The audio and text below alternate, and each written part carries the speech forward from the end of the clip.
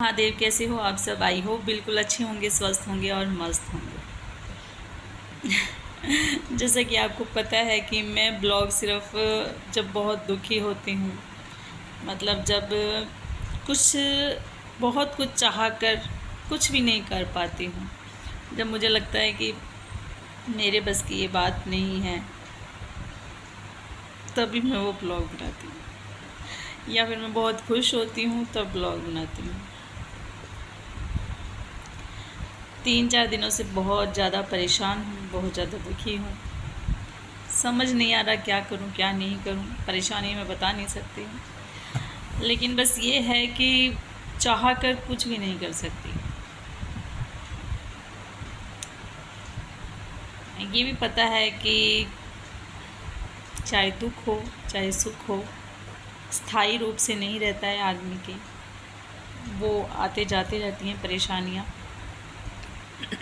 बस यही सोच कर जो है वो दिन काट लिए करते हैं, मुस्कुराते हैं।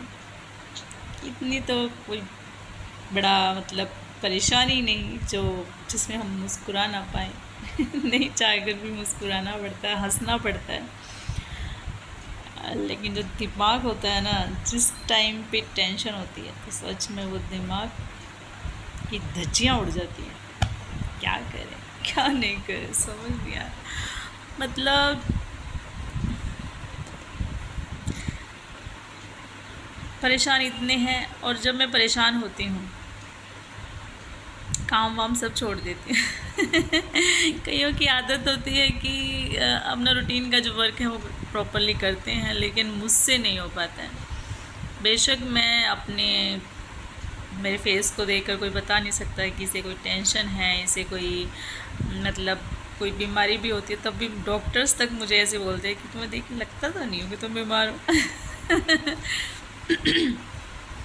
कई बार इनके हस्बैंड के फ्रेंड्स, कई बार जब मैं तबीयत ख़राब होती थी तो हस्बैंड मुझे कभी दिखाने जाते थे, तो उनके साथ कोई उनका फ्रेंड आ जाता था तो वो, भाभी जी आप लगते तो नहीं हो बीमार हो। तो क्या करें, स्ट्रगल ही भगवान ने ऐसे दिए।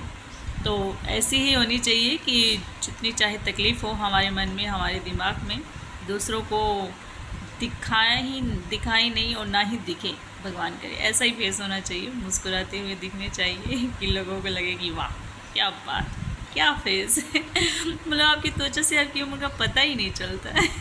और फिर पता है लोग वो क्या कहते हैं, इतनी एज लगते तो नहीं हो आप, आपको कोई दुख नहीं है, आप बहुत सुखी हो। अरे मैं क्या मर जानी हो, महीने में 15 तो मैं व्रत करती हूँ। मेरे जितनी टेंशन नहीं, फिर भी लेकिन भोले की कृपा है कि उन टेंशनों को हम नहीं, भोले मेरा मतलब कर देता है, पार उतार देता है, नैया पार लगा देता है। तो इस नैया को भी हमारे पार लगाएगा भोले। इसी इच्छा से, इसी विश्वास से हम ये 2-4 दिन का जो टेंशन हो रही है, बहुत ज़्यादा टेंशन हो रही है, क्योंकि क्या बताएं, ऐसी मतलब इस तरह की टेंशन है कि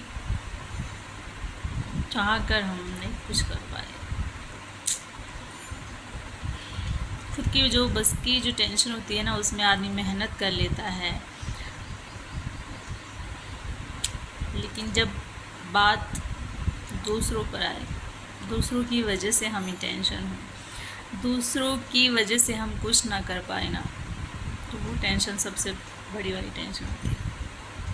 आज 3 दिन हो गए टेंशन करते करते, कुछ काम करने का मन नहीं कर रहा है। शॉप है, वहाँ पर जाते हैं, थोड़ा करते हैं, लेकिन दिमाग जो है उसी टेंशन में लगा हुआ है। तो गाइज़ क्या करें, थोड़ी सी आप भी सलाह दीजिए, कमेंट्स कीजिए कि ऐसी सिचुएशन में कि हम चाह कर भी कुछ नहीं कर पाएँ, सिर्फ़ एक दुआ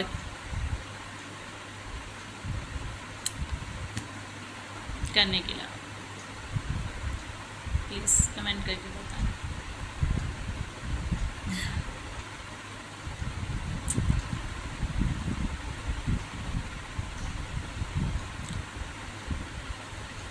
चलो ठीक है।